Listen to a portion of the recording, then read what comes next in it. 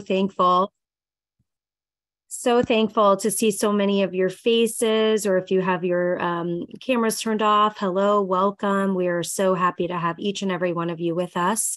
If you are looking for the Zooming Out speaker series, you're in the right place.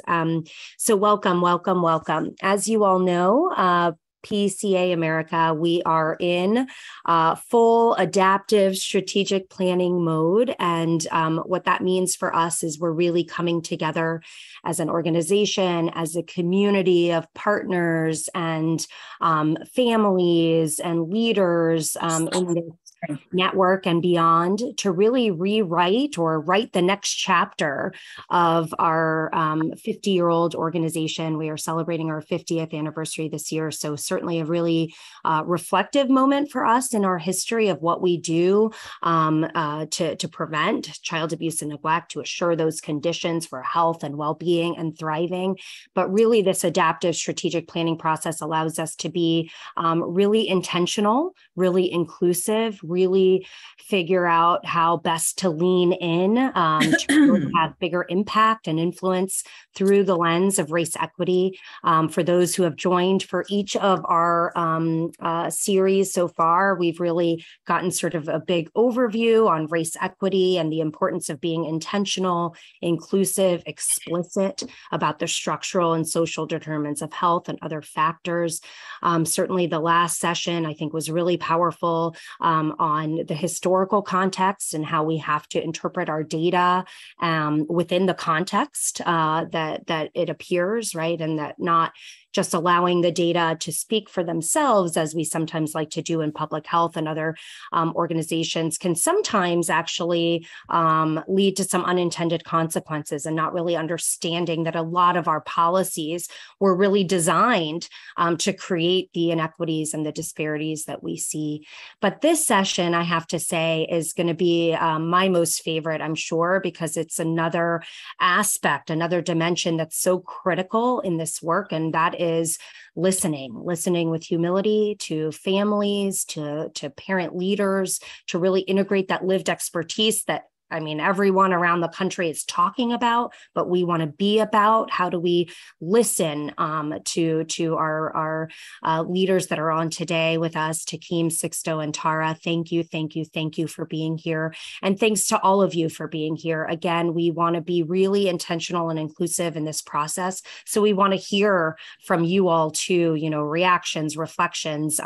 And so without further ado, I'm going to pass it over to my colleague, Lenny Ravoda, who is one of our wonderful training and TA specialists here at PCA America, works with Healthy Families America here in the Chicagoland area. And she's really going to introduce our speakers today, and she's also going to help facilitate a discussion after their remarks. So Lenny, I give you the floor.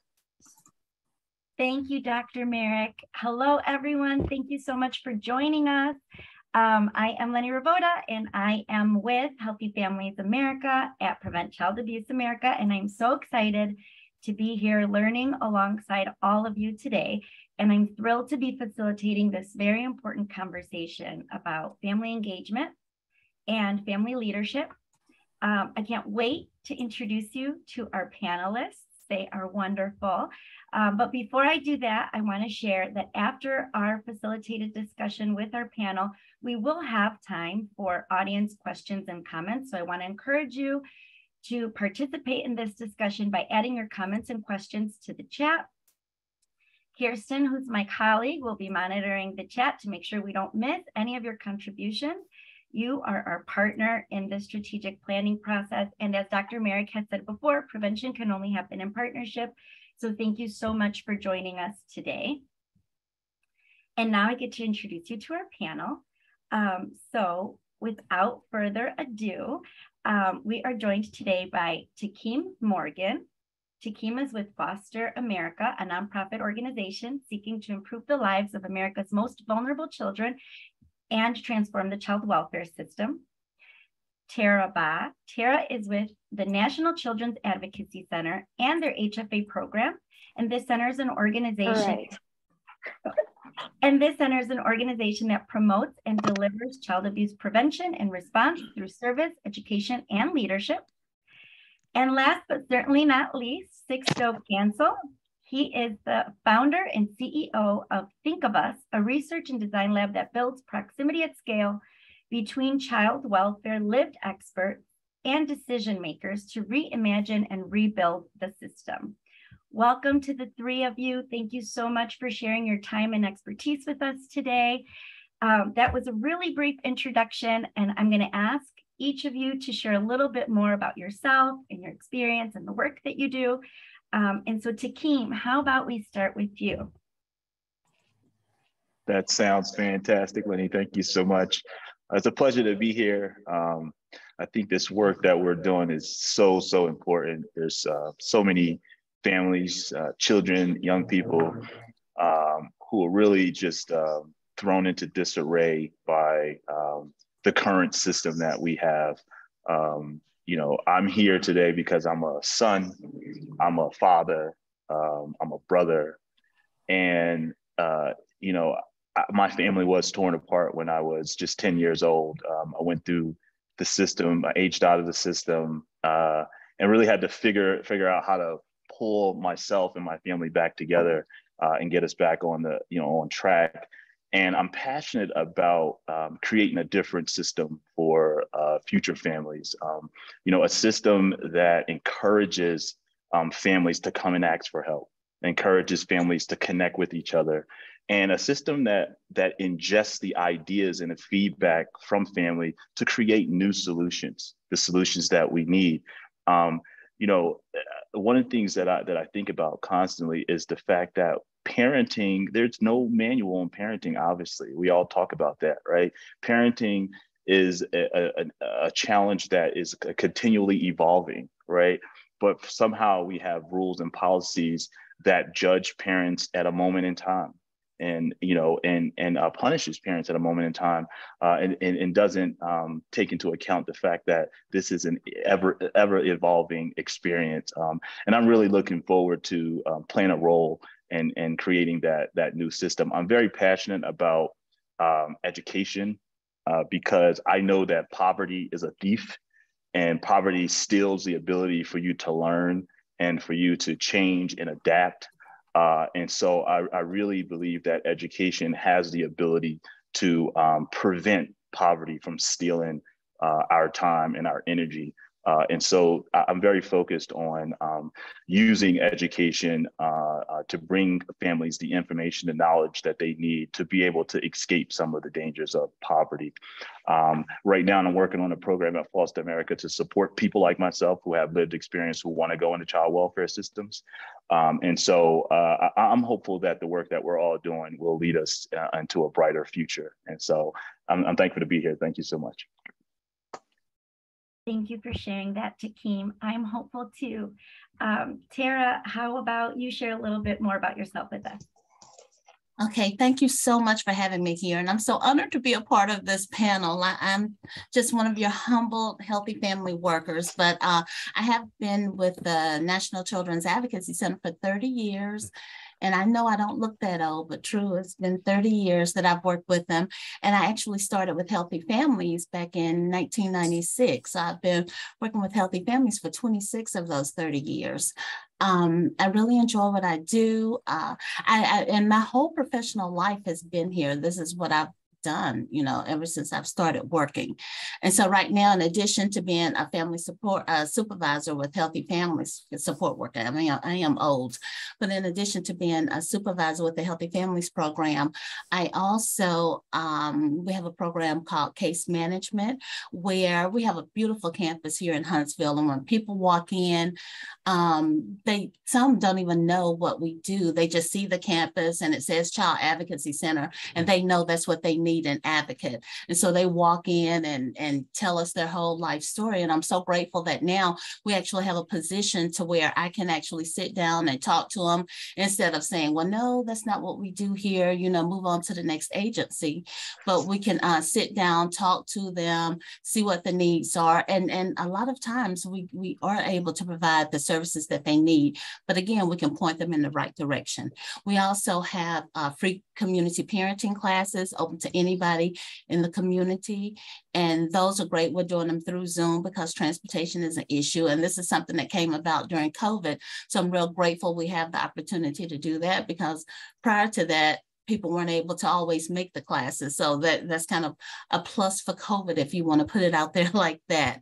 And I really thought our parenting classes would be like, you know, parents who are having problems with their toddlers, or parents who are at their wits' end with their teens. But we get a lot of referrals from our local CPS agency. We call it DHR here. And a lot of them have substance use disorder. Somehow they've come in contact with drugs. We're having a huge problem with the opiates here in Alabama. And now fentanyl is really becoming an issue.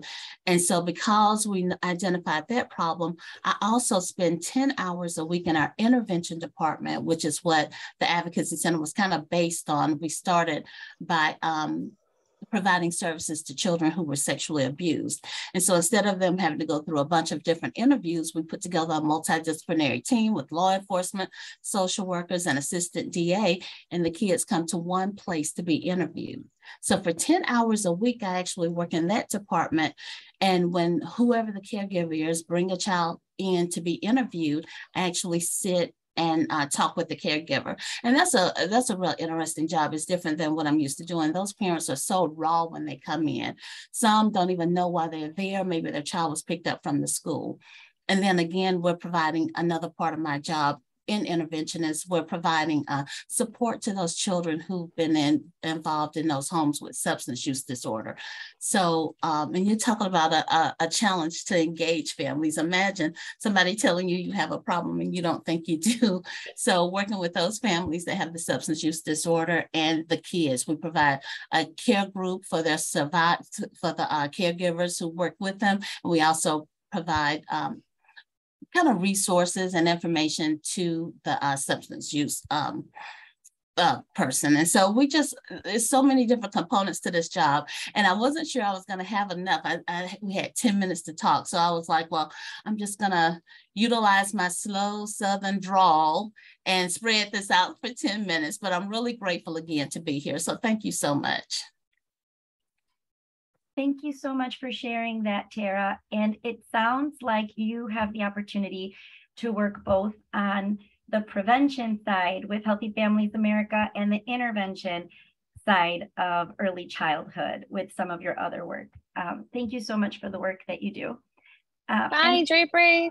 Sixto, how about you share a little bit about yourself with us? All right, well, good morning. Well, good afternoon, everyone. It is now afternoon. I've set my timer. It's such a pleasure to be here with all of you. So my name is Sixto Cancel, and I'm the founder and CEO of Think of Us. And I come to this work through lived experience. As some of you know, I entered the foster care system as a baby at 11 months. And then from there, got to live with my bio parent for 1 year. And then between 6 and 7, and then ended up back in the system at the age of 7 and adopted at 9, but that adoption was pretty racist and abusive. So with couch surfing by 13 and then came back into the system. And that's really where I fell in love with like system design and how do you actually transform a system. And it started with the youth board, but then started to realize that it wasn't enough to kind of figure out what are the recommendations for incremental improvements, but how do we fundamentally change the DNA of the system? How do we actually do this work differently?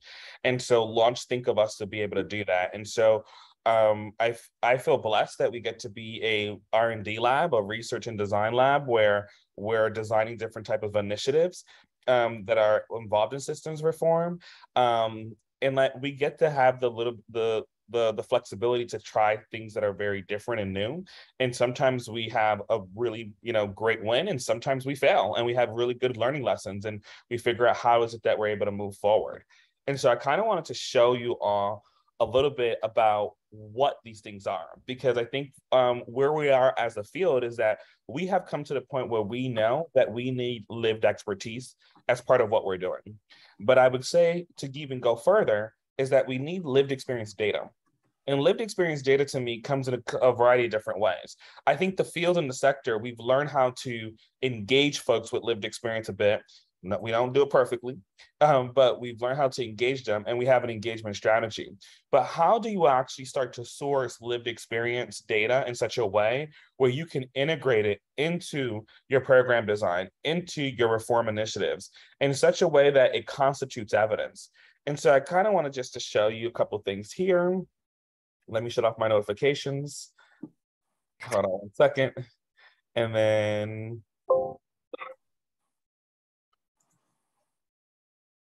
so I'm going to start off by showing you on our website. If you go under our work, you can see several different projects.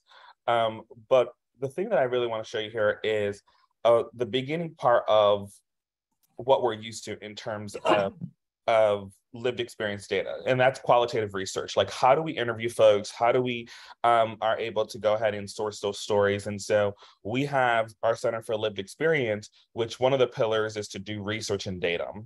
And one of the things that we started to realize is that we just didn't want to write reports that were focused on a lot of the recommendations or telling people what to believe and think based on our synthesis. And so what we started to do was think about, how do you really truly bring forward insights from lived experience experts, but also like bring their voices onto the page so that people could be able to read the quote kind of some of the raw material and make their own synthesis of it. So we have this finding, right, related to what we heard from young people who were experiencing group homes.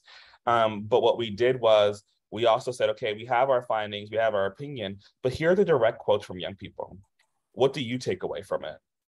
And so we've been structuring our reports in such a way so that people can have access to their own lived experience. They can hear, as they read from people with lived experience and be able to kind of make their own synthesis of what they understand. And so this is one of the ways that I think Child Welfare is used to engaging young people. But what we started to do is look into participatory research activities and workshops about how might we source different type of insights using different type of tools. And so I'm going to give folks a trigger warning. Some of the material is from our folks with who are in care, who recently aged out of care, and trigger warnings around physical, sexual, emotional abuse, and the experiences that young people have had in facilities. We went on a journey to understand what was going on in facilities with young people. And so we did do a bit of the kind of traditional interviewing and so forth, but then we actually asked young people to contribute in different ways and to contribute to a hypothetical museum about displaying what were the experiences that they had in these facilities. And so young people shared with us in a matter of 4 days, about 50 different artifacts that they were able to create. And these artifacts fell into 5 different categories, right? And they then wrote a note with their actual art piece. And so this young person wrote, I think of what I drew as a piece that symbolizes us, the kids in foster care, feeling trapped. For at least my biggest fear is becoming my parent. I do not want to fail in my life, and I feel trapped in the fear of getting old.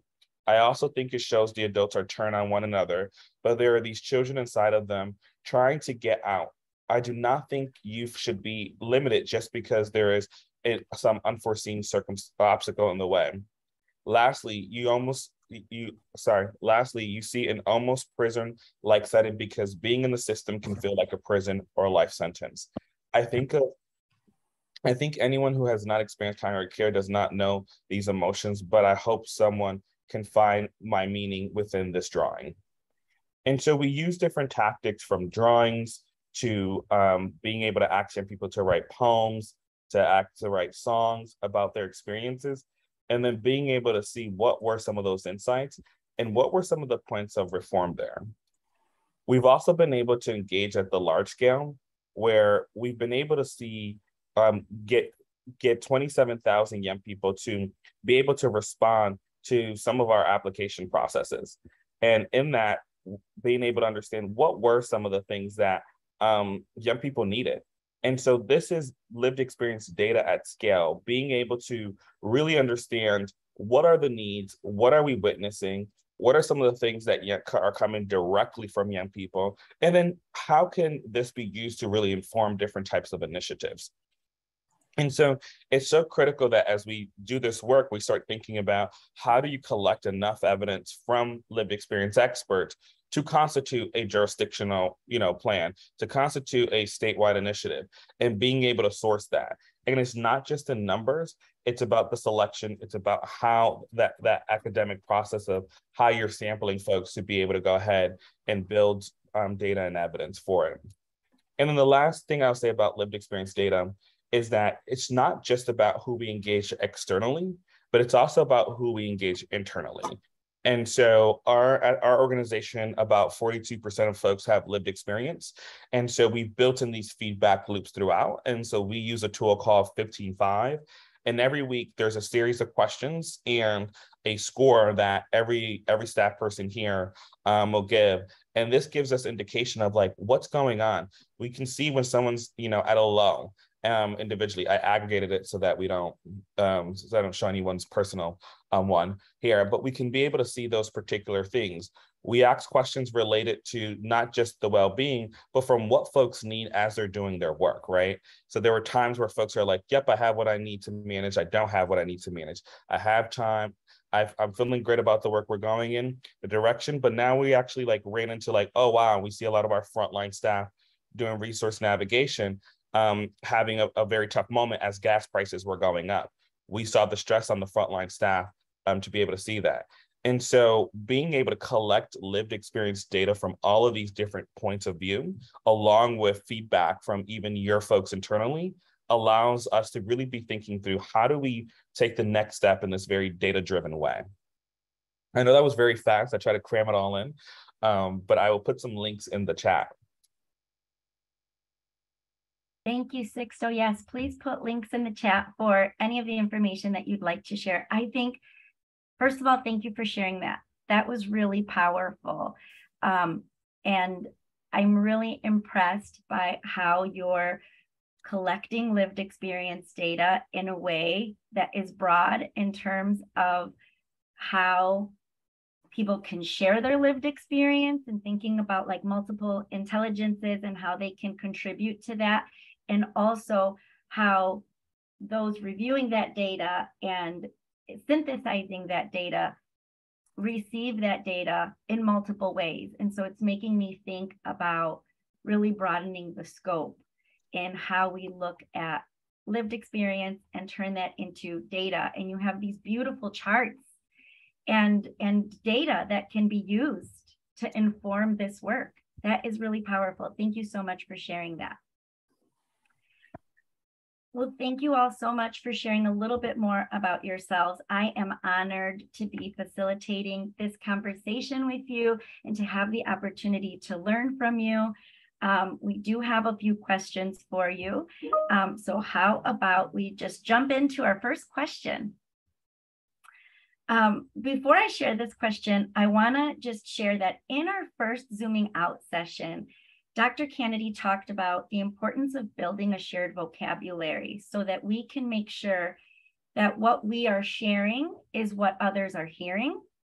And so we thought we would start with finding out how you define or think about authentic engagement and asking to see if you can share some examples of what that might look like. Who would like to go first?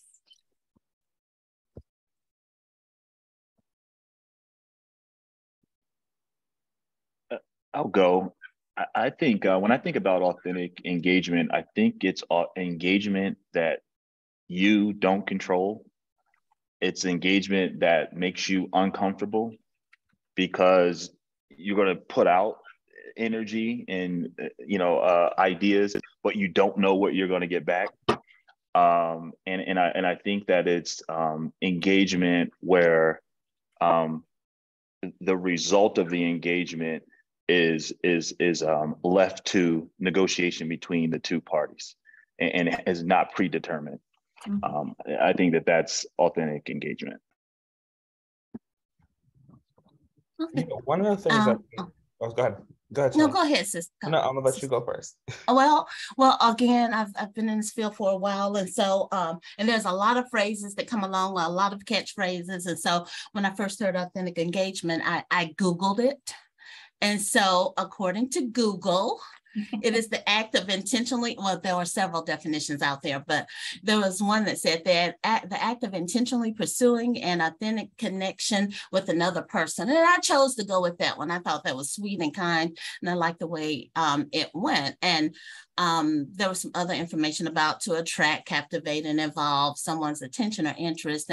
And that is certainly something that I want to do with the families that I'm working with. And I think the key word that really stood out for me is to be authentic. You have to be real and true when you're working with families. You really have to feel it. If you don't feel it, then just don't say it. You can always find something though to pick out on somebody and to be authentic about it. And you asked for an example, and I have a personal example that I think kind of fits into this. I was 40 when I had my first child, and she's absolutely amazing. She's awesome.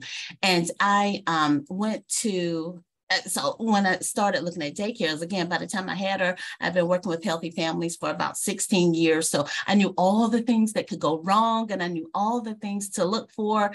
And so I found this perfect daycare. And I would go there and I'd drop my daughter off, and, you know, her daycare teacher was so awesome. And she'd say something like, "Oh, we just love to see Taylor's bright smile in the morning. How awesome. Come on in." And it just made me feel good as a parent. You know, it was really a connection.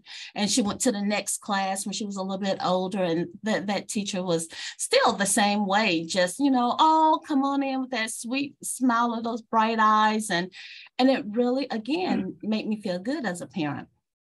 But when she went to the next class, and we're talking about around 18 months old, the flow wasn't as easy with that teacher. So when we'd go in, she'd, you know, stop what she's doing and say something like, you know, "Taylor has cute hair today." And she'd go back to doing what she's doing. And, you know, maybe the next day she'd be like, "What cute shoes Taylor has." And then she'd go back to doing what she's doing. So it took me about a week to realize, oh, I get it now. They have to give a praise or say something about the child when they come into the room. And I'm telling you, for 18 months, I didn't know this because it was so, for one, it was true because, again, my daughter's awesome. So all the things they said were so captivating, and they really took me in, and it sounded so authentic. And when it wasn't authentic, it just flowed. It came out loud and clear. And so, you know, some of my coworkers, when I was telling them about this, it's a big joke, and they were like, "Well, did it change my perspective of what the other two workers said? Did it make me think, oh, they were fake?" And it did not. You know, I still felt like they were authentic and they were real, and that the emotions that was with them saying these kind of things stood there. So, you know, I know my other two panels are real researchy based, but as the frontline worker, that is one of the things that I look for. I just really want to be authentic when we're working with our families. So that's my take on it.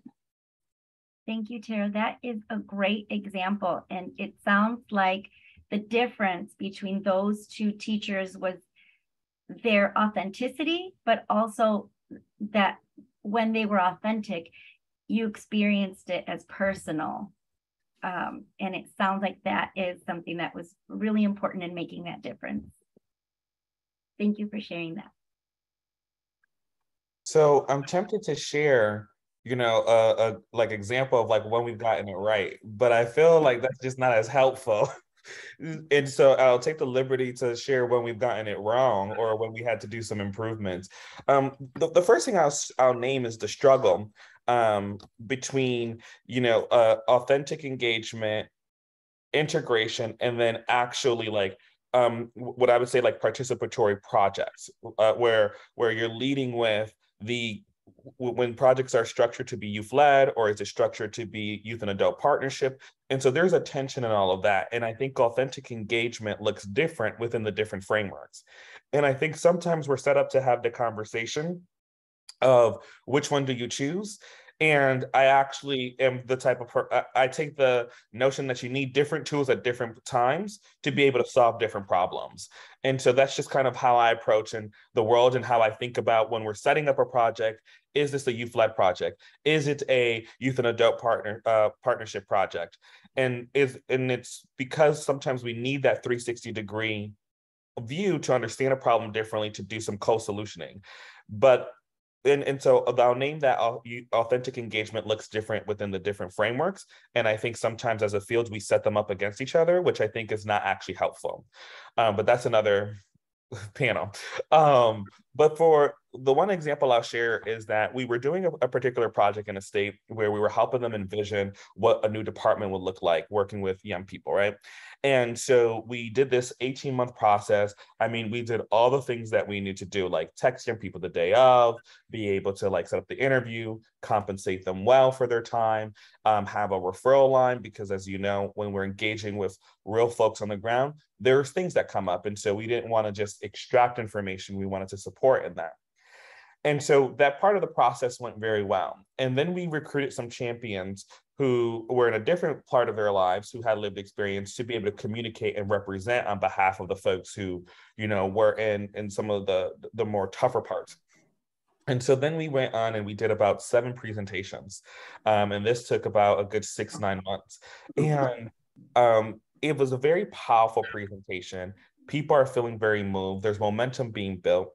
And then we had this moment where the lived experience folks summoned me to the table. So the tables have churned, y'all. This is what you call karma. And so I have this meeting where they're like, we want to have a meeting. And I'm like, okay, what's up? And, you know, they start to express themselves and they use the word tokenize. And at first I was like, ooh, this is a very strong word. Those are like, those, you know, shots fired. That's a very strong word to be using here. And when we started to unpack, I was like, well, you know, when I think of tokenism, I think of very performative gestures. Where we're at with this particular project, you know, it's a little slower because the state has just, you know, settled on the lawsuit. The state is doing this. There's a restructuring going on. But as I was going through and we started to unpack, there were 3 particular points that created this feeling. Number 1 was communication throughout the entire project and after the project. So there was a defined beginning and end of what we were going to be doing. There were X amount of presentations that had to be done. And so like we prepped, we did all the things that, you know, we checked the box on. But what we could have done better was after all those presentations, how did we circle back and loop back every single time that there was a result to that group? Even though the project had ended, you don't have visibility to your impact. And so the price to pay sometimes when you put the most painful moments on screen is that you want to see results for that. And so you don't actually get to witness results the same way that a full-time staff member would. The second one was the tension between the clarification between a participatory research project and participatory initiative, right? So the idea that folks understood the expectation was to do these presentations, to be part of this research, but by the end of it, there was so much ownership that was felt because of the conversations that folks were in, that there is something about how do you scope after that initial scope of work. And so folks were like, well, I don't have a say in the overall initiative. And I was like, yeah, that's by design, right? And so we had to question, well, when do we use a certain type of design, right? When do we have a participatory project or not? And those are really hard conversations because we're asking people to share some of the most painful moments, but then baton it. And so like we learned the expectation of saying, this is a baton project, like here's where we're going to be coming in. And then like when we give this to the state, it's going to be difficult to control what happens at that point. We cannot force the state to implement these recommendations, right? But we felt the tension with young people being like, well, you should be setting the state on fire because we did our part. And then the last piece I'll say here is the importance of what feels like sometimes when you come to a meeting and a lot of the experiences we heard were like, we feel like we're kept in the dark, which creates the feeling like a patriot, I forgot the word. Patronizing. And so, and that came from really the sense of like folks feeling like they were kept in the dark. When we say, hey, we have no new information or conversations are being had, but we were like, when we finally revealed like, yeah, we know conversations are being had, but we're not in those conversations. We're not in a settlement conversation. We're not in, you know, the secretary's conversations. And at that point, the young people were like, oh, so I think we've learned as a sector, like how to prep young people, strategic sharing, but there's these other pieces of the process that I think need to be refined in order to get to a new level of authentic engagement. and it's hard work, it's messy, it doesn't feel great all the time, and it's really hard sometimes to like stay open and hear it, but like that's the thing we sign up for when we decide to engage folks with that particular expertise. I agree with you 100%. I think there's another factor that I just thought about as you were speaking, Sixto, which is I think that is important, particularly in the work that we do, that we have historical context, right? Because I think when we don't have historical context, it feels unauthentic because I've been hurt. Like wrong has been done to me constantly over a period of time. And now you're asking me to help solve a problem, but you're not really acknowledging the harm that's been done to me. And I think that is a major factor in authentic engagement, is saying we're well aware of the harm that's been done, and that awareness is involved in the work that we're doing, and we can show you how. I think that's important. Thank you so much for sharing that. So it sounds like what I'm hearing is that authentic engagement can be uncomfortable. We don't control the outcome, and it's uncomfortable, it sounds like, for those who are trying to engage families with lived experience because we don't control the outcome. And it's also uncomfortable or difficult for those sharing lived experience if they're not prepared, and there isn't transparency in the process of what the project is going to look like, what that process is going to be, what those expectations might be, sort of upfront. And so being transparent around maybe that lack of control when that's there, and that authentic engagement should feel authentic so that it feels personal, and that it should involve an acknowledgement of why we're looking to seek lived experience, and why there's value in that, and acknowledging the pain and the difficulty of that lived experience. Anything else that you shared that I may have missed as a key message? Because I know that there was a lot shared there. The only thing I would just note is that I think what you heard on the panel was like authentic engagement for systems reform, authentic engagement for receiving frontline services. Like, so it's going to look different at different points. So just wanted to like double click that it will look different and feel different along those continuums. Yeah, and I think you talked about diversifying your approach depending on what that authentic engagement is. Thank you, Sixto. Why do you think it's imperative to authentically engage people with lived experience as equal partners in decision-making and action? Why is that so important?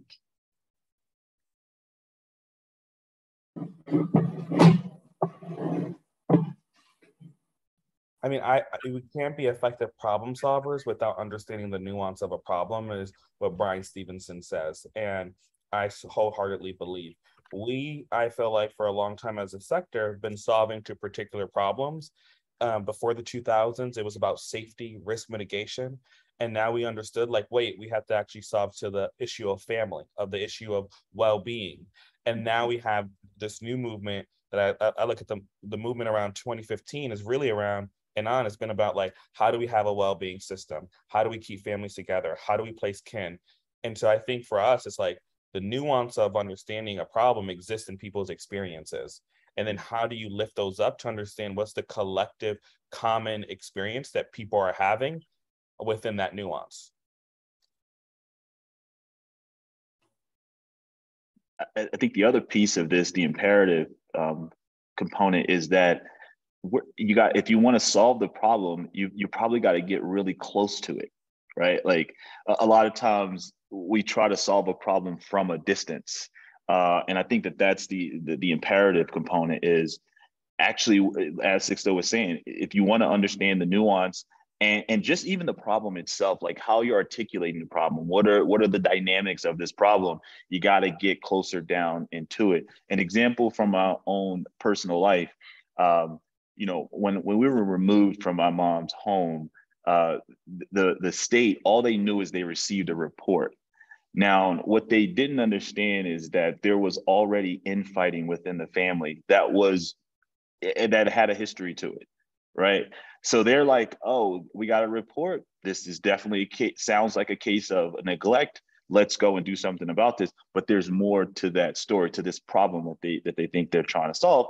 So they needed to actually go and ask some questions to people that were part of that family, to kin, relatives, right? And say, what's really going on here? And then make a decision. That would have been authentic engagement, and that would have been getting a lot closer to what the real problem is.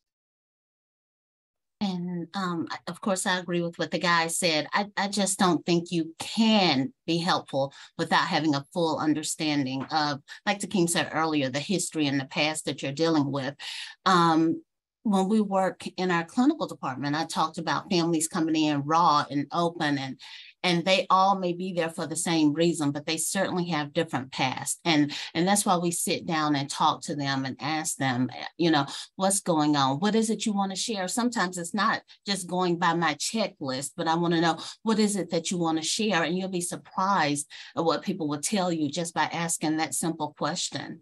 They'll be amazed at the outcome that you can get from that. And so I think it's just all about making sure that you meet the families where they are. Don't make any assumptions. Don't go in with any expectations, and just ask those open-ended questions. I would also like to add, so part of my experience is from the private sector. And I have a strategic marketing background, and Sixto knows this as well, because he's worked with you know, different technology companies. But whenever a technology company is developing a hardware solution or a software solution, they got a bunch of engineers, bunch of folks in the room coming up with ideas using technology the way that they know how to use technology. But there's a separate process where the end user has to get that technology and see if it's actually going to solve the problem. And they separate those two processes. They don't want the engineer influencing how the user thinks they're supposed to use the product. They're like, look, here's the product. How does it meet your needs? We designed it for a specific set of needs. Does it meet your needs? And they literally watch and say, okay, you know, it's almost like they're lab rats, and they're saying like, okay, what do they point to first? Where do they click? We use this process to develop thorough and long-lasting solutions in other sectors. It's just that when it comes down to families, we have not done so yet. But Sixto is very much innovating and bringing this to the forefront. That's why I'm such a fan. But that's about authentic engagement and getting really close down to the problem. Well, and the reality is that, you know, yes, the private sector understands the value of getting so close to the user and always engaging folks. But when it comes down to social services, I feel like we have to name that the reason we don't do that is because we don't trust people who are Black and brown. We do not trust people who have low incomes, and we have stigmas and stereotypes about what does that mean about people's ability to make choices. And so at the core of a lot of this is the mental models that we have seen from segregation, from slavery, from classism, and so forth. Yes, sir. So it sounds like it's important to authentically engage people with lived experience, because that is going to give us really, it's going to get us really close to the problem that we're trying to solve. It's going to give us really unique solutions when we understand the problem in that way and from that perspective. And it also sounds that there's a process for doing that in other sectors, but when it comes to early childhood and child welfare, we're not necessarily seeing that, and that goes back to racism and equity and those and that we need to be able to move past that and really engage lived experience, trust that process to be able to move forward. And it makes me think a little bit about our next question. We talked about in in our second Zooming Out session, we talked a lot about historical context, which Takeem, I know you mentioned is really important. And we talked about the history of the historical context that led to our current child welfare system. And it seems like there's a narrative shift that has to happen to child and family well-being. And my question is, how do we do that without making it about blame, shame, and guilt? What are your thoughts on that? I think that this is important to remember. History is not our fault, right? Like, we didn't make the history, the individuals that are here right now, right? Mm-hmm. But it is our responsibility because we own it, we have it, it's ours, right? So I think we just have to make that distinction that it's not our fault. So this is not about, let's figure out who's to blame, but it is our collective responsibility. So we just need to embrace that responsibility and say, okay, what will we do with this responsibility? You know, for me, I feel like the reality is that like shame, blame, and guilt is part of the process. That there is a certain level that is always going to be involved. And the question is it at the level where it's toxic that it doesn't allow you to move forward?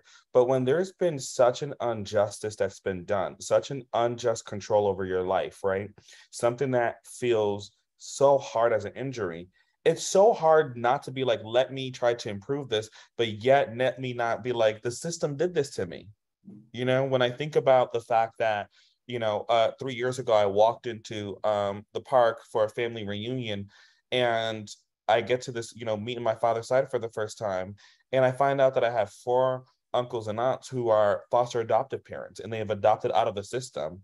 You can't help but feel in that moment, like, what the hell is wrong with this system that I've grown up all my life in it, and yet you've approved people 58 miles away, And so like there are injuries by the very design of the system. And so there is a little bit of shame. There is a little bit of like, yes, I do blame the system. The question is like, how does that dynamic show up to be like, okay, now how do we move from that to actually doing the work to be able to do it and not being led by those feelings, right? Being able to operate in favor of your goal versus sometimes the things that really do come up for us as we're doing this work. And so for me, I kind of feel like it would feel almost esoteric to be like, I can show up every day and not have those feelings. I just need to work through those, check them, and ensure that they're not actually guiding, that those feelings aren't guiding the work, because those feelings will lead to, let's burn it all down. Let's not think about the most optimal results. Mm-hmm. I, again, your local direct service worker, I just feel that when families come in, I understand we need to learn the past. Again, that's really important to hear what they have to say, but when the parenting classes that I was telling you about, we get a lot of referrals from our local CPS agency, and a lot of them have substance use involvement. So they have guilt because they know the reason their child is not in the home is because they were using. They have shame. Some of them don't even want to come in and tell me they were using. They'll just say, oh, we were sitting in the car on the side of the road and the police knocked. And they won't say I was drunk or I was high and I was asleep and so forth. So, there's some guilt and shame that go along with that. And sometimes we just take it from that day. Okay, one, kind of like they do in addiction, one day at a time. What are we going to do today to make a difference? What are we going to do tomorrow to make a difference? And we just take it from there, because I just got to find a way to make these families, the families that we work with, move forward and move on. And they can do that. But I do believe that when it comes down to it, and I'm going to tell you, I think Healthy Families kind of has this down pat when it comes to not blaming families and not putting shame on. That's one thing I've been taught from day one with working with Healthy Families. We kind of meet them where they are and move forward. So, so I just really believe that it's all about just focusing on the day and moving forward when it comes to that. But I love that frontline perspective. Sorry, go ahead, Lynn. No, you go ahead, Sixto. I was saying, I love the duality of yes, at the different levels, of how this plays out. And I was thinking from lived experience to the system, not system to us. Well, I think that is so important, that to acknowledge that this is it may not be a history that we ourselves as individuals created, but it is our reality, and it makes it our responsibility. And I think that was so powerful. It's ours, and it's our reality. And what does that mean for us? And acknowledging that that reality might involve some of those really hard feelings around blame, shame, and guilt. And that is part of what makes these conversations and authentic engagement uncomfortable, but that is part of the process. Sixto, like you said, it's part of the process. And you can't, in the same way that it sounds like you can't move forward without acknowledging that historical context, you can't move forward without those feelings being part of the process. And then thinking about the duality that you mentioned, thinking about those same feelings, shame and guilt, related to families who might be experiencing those feelings, and thinking about the present. You're here today, right? And that's the past. And some of those families might experience those feelings because that's also part of their reality. But being able to be present and think about where to go from here. And so I appreciate this conversation and that duality about those difficult feelings. It sounds like it's part of this process. I will say, during our parenting classes, we do talk about ACEs, and we talk about the effects of ACEs on childhood. And I tell them, I know when I'm talking about it, they're probably thinking about their own childhood, which is kind of done. But then we talk about, now you're responsible for somebody else's childhood. And that's what we're looking at now. And even though there may be some things that have happened that gives your child an ACE score of 4 or 5, but now let's put these protective factors in place. Now let's try to move forward with that. And so that is exactly kind of the same frame of mind. And I think it goes back to that comment of, it may not be a history recreated, but it's a reality, right? And we have to be able to, it's our responsibility to address that. And what do we do about it? And so I think it kind of goes back to that a little, the importance of acknowledging that experience. How does this type of engagement require new ways of operating? Or how do we create the conditions that we need to create for families to engage?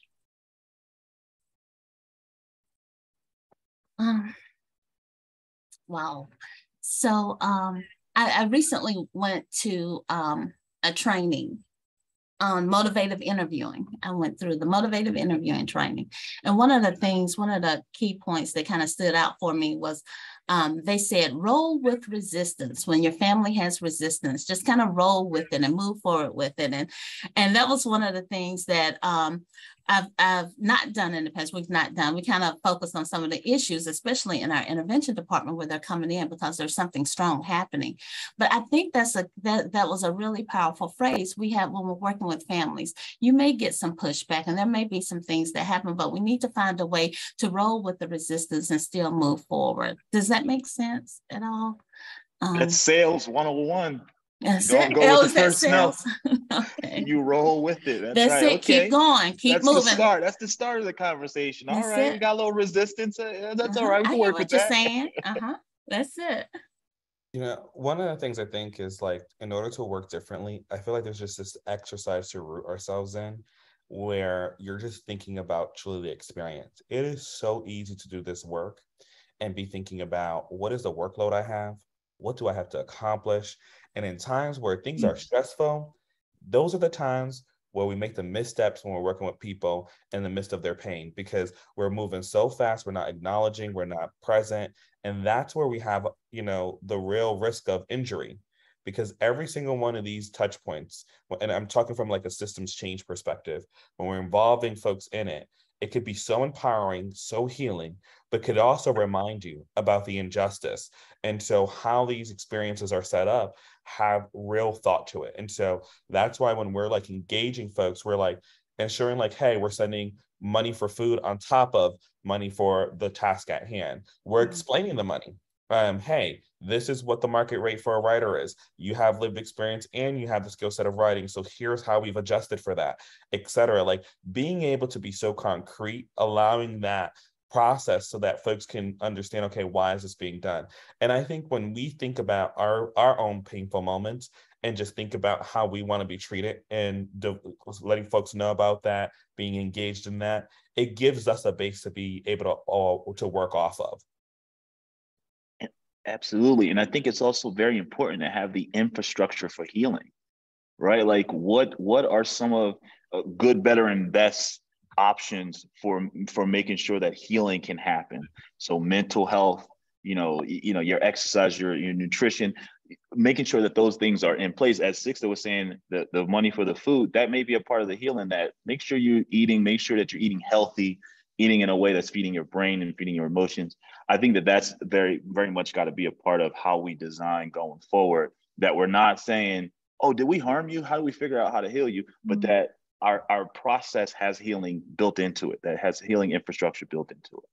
And I think what Sixto said too about sometimes we can misstep. I think we get so focused on, well, I have to have this done by week 6 and this done by week 7, that we're not really focusing on the family. And again, I think that's one of the things, at least our Healthy Family site have down, because I don't have to, I won't get fired if I don't get that ISP done in 3 months. I won't get fired if instead of doing a curriculum, we transport to the food bank. I think I have a job that is real flexible enough. And again, I'm going to say it, I think HFA has that down pat.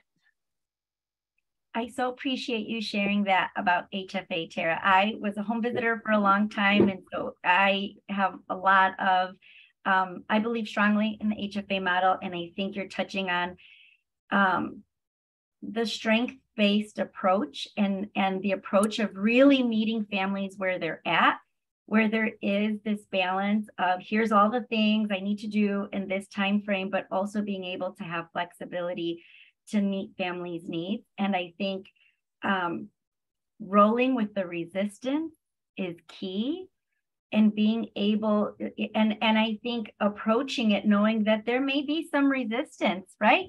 That the process of authentically engaging families may not be this invitation that is easy to accept, or that is even easy to know what you're being invited to do.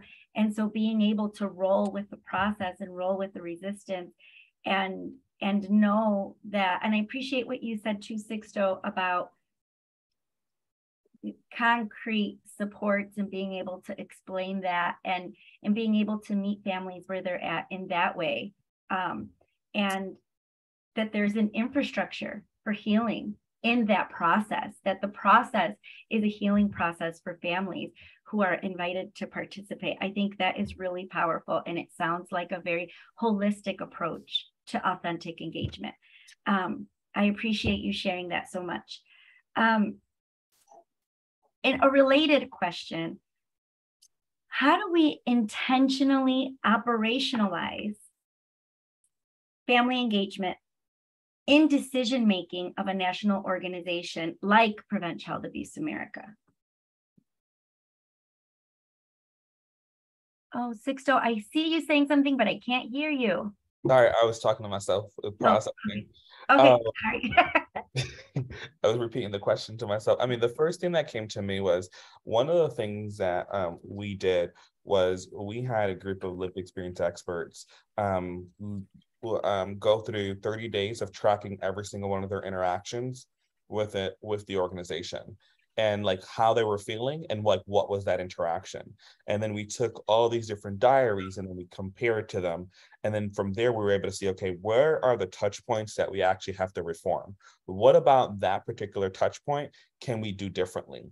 And then I think we have to have a framework of like, okay, lived experience data, lived experience / expertise for program design, for policy making, for decision making. The frameworks within each of those different tracks are going to be completely different.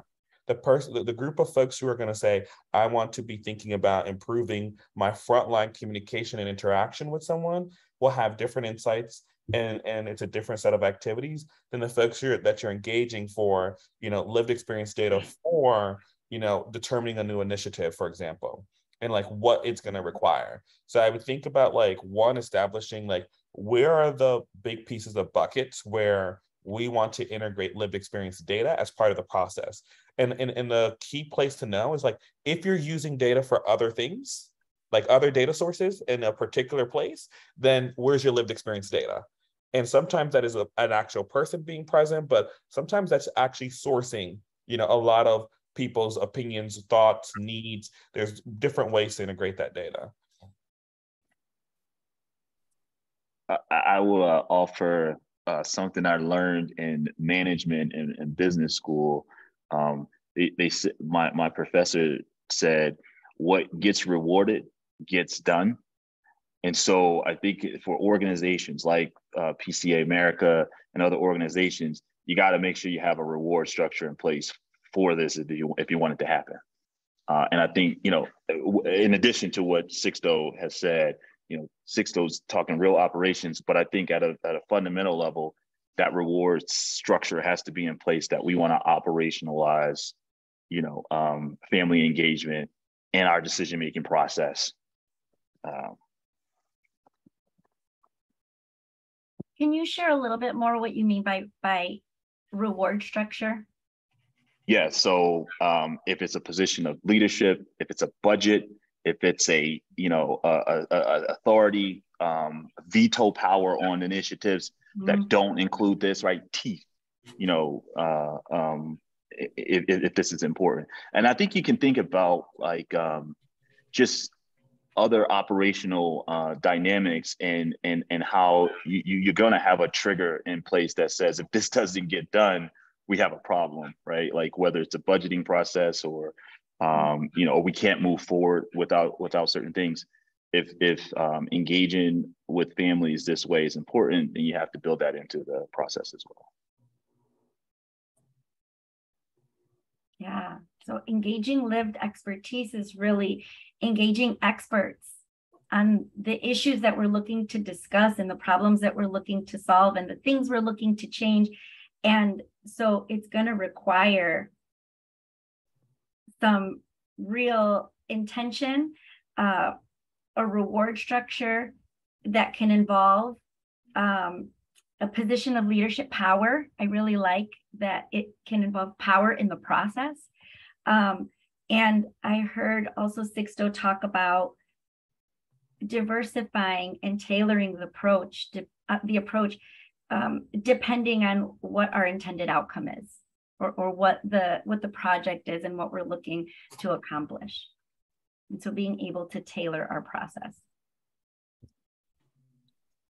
Anything else about how we... I'm going to simplify it and say, I just think you have to bring the families that you're working with to the table.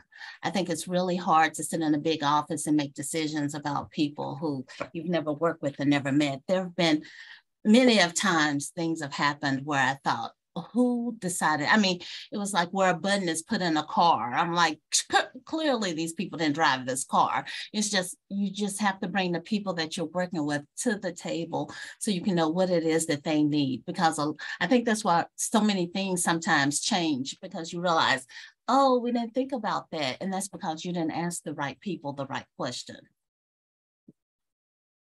Yeah, it's important to ask the right question to the right people, Tara. I love that. And I hear you saying bringing families to the table, and it's reminding me of this idea of co-creating and doing with rather than doing for, and really engaging in that process. I think that's really powerful. Can I give a warning of I think one of the things that I see as like the biggest kind of tension points is that, the limitation of information is a form of manipulation. And when we're engaging families and we're engaging folks and young people in systems reform, it's when we don't inform people about the whole picture, whether that's for a decision about their life, whether that's a policy decision. That is where I see the sector having its greatest challenge, because it comes from, sometimes it comes from a well-meaning place, but yeah, we know that doesn't work. And so when I think about this work, I'm like, I can tell you experiences where I've been brought in by 2 different initiatives, and they'll tell me about one approach, but won't tell me about the other approach, but then expect me to use my lived experience when I was younger to go and promote one approach on Capitol Hill, for example. And I was like, but what about this thing? Why didn't you tell us what the other side was, right? So what information we give to someone as we're engaging them and asking them for feedback is so critical in being able to go ahead and make sure that it is authentic. That's true. Yo, can you say that again? The limitation of information is a form of manipulation, bro. That's powerful. That is so strong, man. That is so strong. Yeah. I wrote it down. I just want you to know. I wrote it down because I thought it was a really powerful statement. I wrote a lot of things that you've said down because I think they're so powerful, but that was one of them. Limitation of information is a form of manipulation. And it's making me think about true, authentic engagement requires transparency, full transparency, and honest communication. And that is essential. And it's making me think about relationship-based work and building trust and how important that is at all levels. So I appreciate you sharing that. Anything else before we move on to our last question for this portion of the discussion? All right, so to wrap this portion of the discussion up, what are your words of wisdom to others about authentic engagement? And I just want to share, I think you have shared a lot of words of wisdom already. I have notes full of the wisdom that you've shared. You've shared a lot, but what are your words of wisdom to others, or what is the one key takeaway that would be important for our audience to take away today?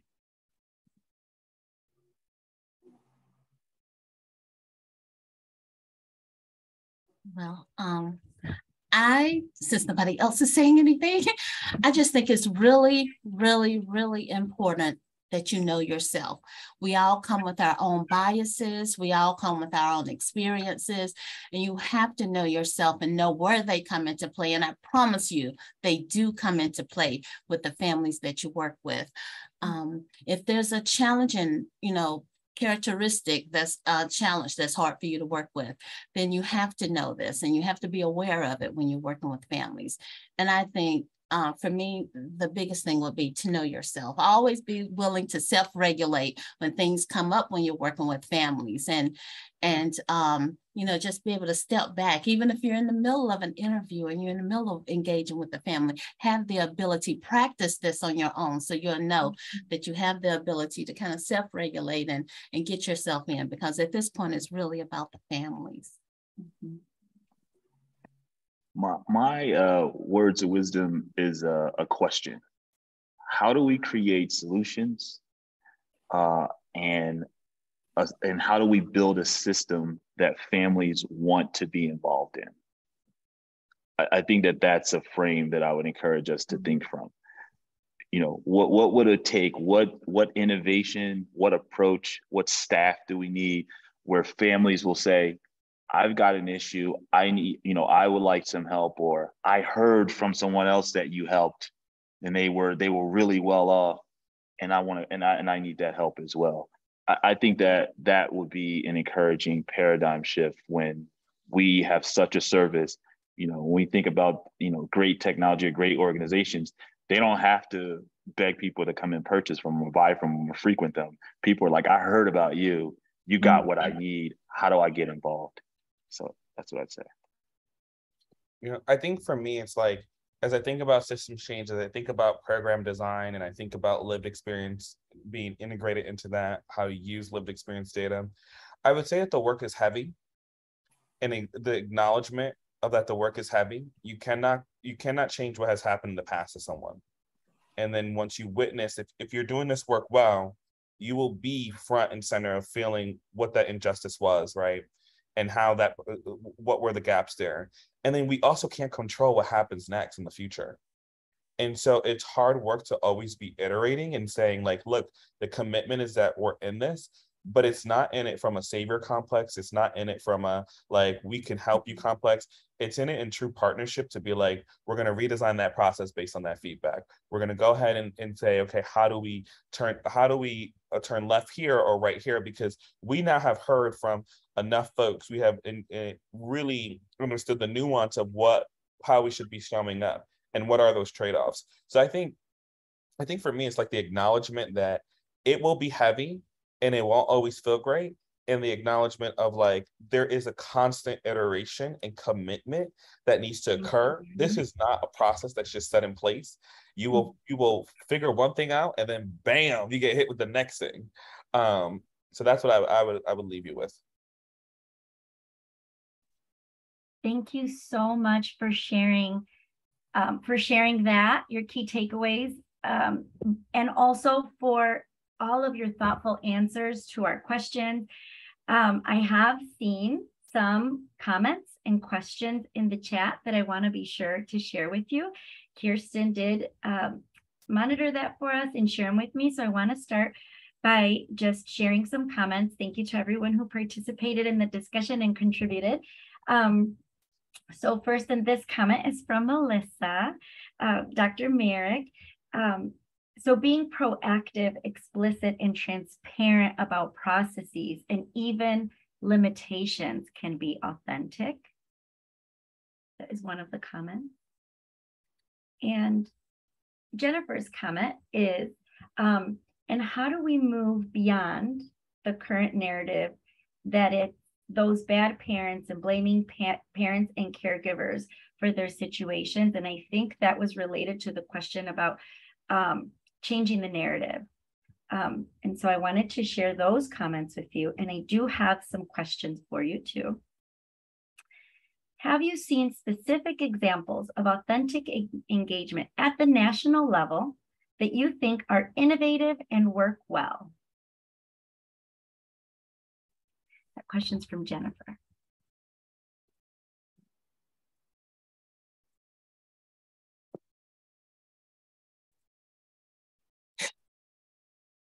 Any thoughts on that? I'm sorry, can you repeat the question? Sure. Have you seen specific examples of authentic engagement at the national level that you think are innovative and work well? I haven't seen them at the national level, but the initiative that led to the youth, I think it's the Youth Council in LA, I think was a really thorough process of authentic engagement. And I mean, if you look and study it, it stopped and it halted. It took completely different directions. I mean, there was some. I think that was a really good example of. So, if you're not familiar, I would say check that out. Fantastic, thank you.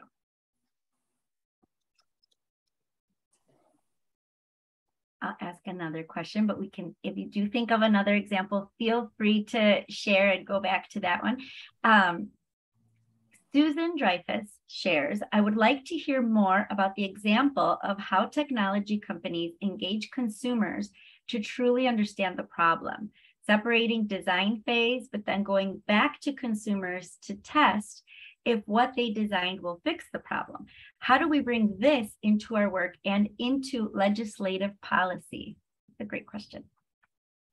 Yeah, when I think about this, the first thing I think, well, let me back up and say the tech sector, the number one question that a VC firm, and then that's how they're financed, right, is going to ask you is how many people are using it? How many users did you test this with? Is it solving a real problem, right? Like those are the premise of like how money flows in that world. The fact that money is attached to the voices and the action of the consumer is just a very different incentive than how our social service systems are structured, right? Like we will get that government money coming down no matter if you talk to someone or not. In the private sector, in the tech world, you will not, if you can have the best idea in the world, but if you tell a VC person that you haven't put it in front of X number of people, you will not get no money. And so I just think like the incentives, the structure, the values are just completely different there, which causes us to then be, what causes that, commitment to customers experience and customer voice. And I think when I think about bringing that over to our sector and child welfare, I think that the value proposition is the evidence to act, the evidence of progress, and the evidence of impact. We have, as a sector, are committed to the evidence of impact. We want to do evaluations. We don't set up the clearinghouse. We know that's problematic, but I won't go there today. We want evidence that what we're doing has some progress, but I still feel like that part of the ecosystem can start to think differently about how we measure impact and ongoing progress. But the evidence to act has been one that's, this is very relational in our field. And so the question becomes, how do we move from it being the right type of folks have the right access to the right people who tell the right narrative with some data points sometimes, but sometimes it could be absence of data, to go ahead and get things done or move things in a certain way. And so what I would love to see is how do we begin to actually have enough lived experience data that is in the 360, that has in the context of the other data sets around it, the system data, the frontline person being able to give insight, because that's going to give us a different level of understanding of what are these problems, what are the nuances in it, so that then we can say, okay, here's the policy change, here's the thing that we have to tweak left or right.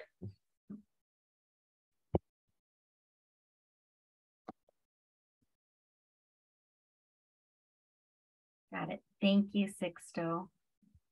I do. I want to go.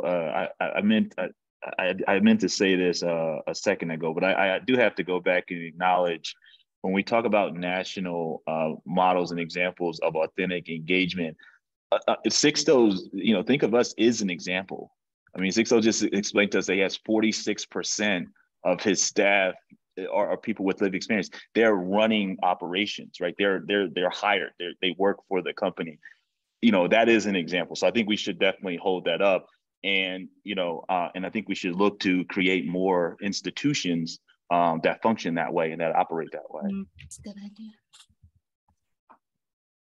Thank you for lifting that up to King Sixto. I see your comment in the chat too. Thank you for putting that in there. And one more question is, we want to hear from Sixto about examples of how you're using the data that you showed in the beginning to advance system reform efforts. Yeah, so the reason why we went on this data collection initiative was because during the pandemic, while everybody was expected to shelter in place, our folks were being kicked out, our folks were still aging out. And then Congress was like, well, how do we know what the need is? And so they needed evidence. And so our first goal was just to get about 1,200 responses. And then overwhelmingly, we got the response that we got today. And so that helped with the Division X passing, which was $400 million, right? But then the question became, well, what happens now? 3 months into it, no money had been spent, right? The program instructions hadn't gone out, which gave the states the guidance to how to spend the money. And so what we did was we packaged the data up at the state level. We sent it to each of the state folks. We sent it to the Children's Bureau regional managers. We sent it to the commissioner when she got in. And we said, okay, here's how you can design based on some of this lived experience data sets. And in some places that went very well. In some places, the system was ready to choke me. In one state, the young people came back and was like, based on the data of 1,300 young people and what they said, we don't believe this money should be going to programming. It should be going directly to young people. And in fact, it should be going to young people above 21 because of what the needs, how the data was showing the needs there. And so it helped inform some of those pandemic relief programs, but then we also used that data to go ahead and be able to find 30,000 young people over a 9-month period to connect them to get through the verification process for their state level pandemic relief. And that was checked for us. And then today, now we have a database of over 35,000 current and former foster youth and about 3,000 kin caregivers. And so what we've been doing there is that we have deep data. So we've been learning we got permission to, from the users to use this data for systems reform and for resource delivery to them. And so we have very specific ways we can use it with their consent. And so we've been partnering with folks who need to say, hey, I want to understand what Black women who are under the age of 21 living in suburban America, who had multiple system involvement with psychotropic, who experienced psychotropic meds, like we can literally within minutes query that and get a list of names of people that we can go talk to. And so how do we expand beyond just our research internal capacity to talk to folks? And we're testing out how we do that in partnership with others so that we're helping fuel a lot of folks, because it takes months to recruit and sample at that type of nuance. Now we have contact lists that, one day will expire, numbers change, emails change, so how do we do as much as we can in this moment to be able to fuel as much understanding as possible? Thank you so much for sharing that, Sixto. Those are all of the questions that we have for you today. So I just want to say to Kim, Tara, and Sixto, thank you so much for being part of this important discussion with us, for sharing your expertise, for contributing to our learning, and for supporting our work. To our attendees, thank you for joining us and for your thoughtful comments and questions. And Dr. Merrick, I'll turn it over to you. Thank you, Lenny. And I also want to give a big shout out to you, Lenny. You've done a fantastic job. Your energy is just so wonderful and amazing. And I have to say that I've gotten a few messages saying that you and I could be sisters. So I hope you take that as a compliment. I take it as a compliment. So just thanks for everything you shared. And I think what you demonstrated is kind of what Tara, you were calling out in a lot of your HFA examples, is just this listening and then ability to kind of summarize and check back and see, did I get it right? Am I doing that the right way? I think it's a great example of the parallel process just in action. So anyway, Lenny, just so tremendously thankful to have you with us, but also to have had you help us navigate this conversation. I see Catherine Murphy's hand. I'm going to come to you in 1 second, Catherine. I just wanted to say that some of my reflections throughout this conversation are around, we've been using the term authentic engagement. And even in the beginning, sort of asked for different definitions. And this word engagement to me is an interesting one, because it's like, we're trying to either pull out something from these lived experts, or we're trying the system to help these people engage, when really, for me, the phrase should just be authenticity. Right? Authentic relationships. Exactly right. Like it's about relationships. Like, why don't we just build relationships with one another, right? And there's a whole historical reason we don't do that with families in general. We don't do it with specific families in particular. And different systems don't do that well, right? Because we've been with these really top-down approaches, this, that we have the answers, right? No matter what your problem is, we have the answers. I love Takim saying we need to actually get closer to problems, right? Closer to community, listen, to really understand what even the problems are, right? Because the problems are not the same.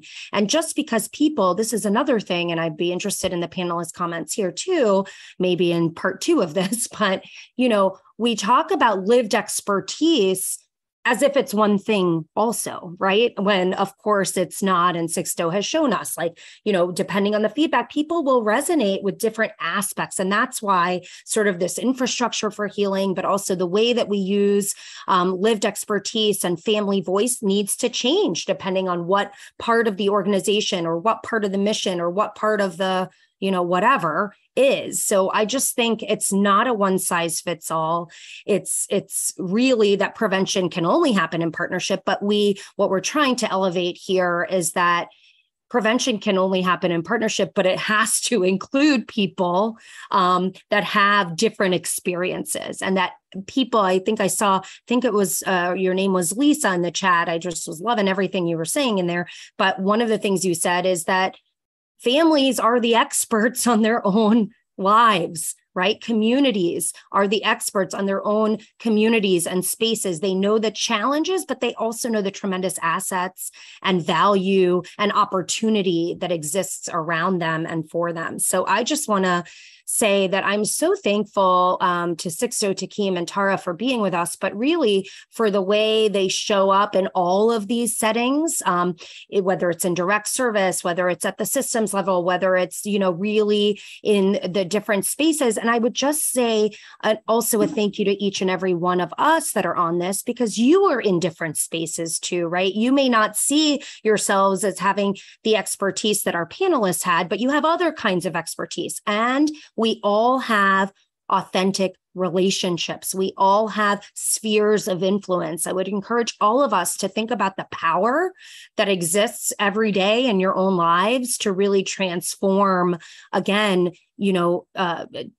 lives and generations to come. I just think that this conversation, I told you already, this was going to be my favorite one, and it is. I will say that each of them I love, but this one is just really magnetic. I also want to say we have one coming up. Oh, shoot, I should be prepared. I think it's on structural racism, but in programs, right? Kirsten or Jen, yep. And that's going to be in December. And someone can tell us when that is. Crap. I was doing so well, but I was like too in all of this to look at any talking points. Jen, you want to come off mute and tell us what we need to know for next time? I think, Kirsten, do you have it right up? Because I can look, but it's December. I don't have it either. The point is, this all builds on each other, guys. And we're so thankful when you make the time, but you also bring your full selves to these conversations, and they're going to be difficult. They're difficult for all of us. Guess what? They're difficult for Sixto, Takim, and Tara too. It's not like it gets a little bit easier to talk about or to elevate the important messages, but this is uncomfortable, but it's through this discomfort that we can really be transformational. So I hope everyone is with us December 5th. That's going to be our zooming out fourth segment. We will get information out to each and every one of you soon. But I just want to pause and just say thank you to everyone. Again, such a great conversation. Okay. Thanks, everyone. Bye-bye.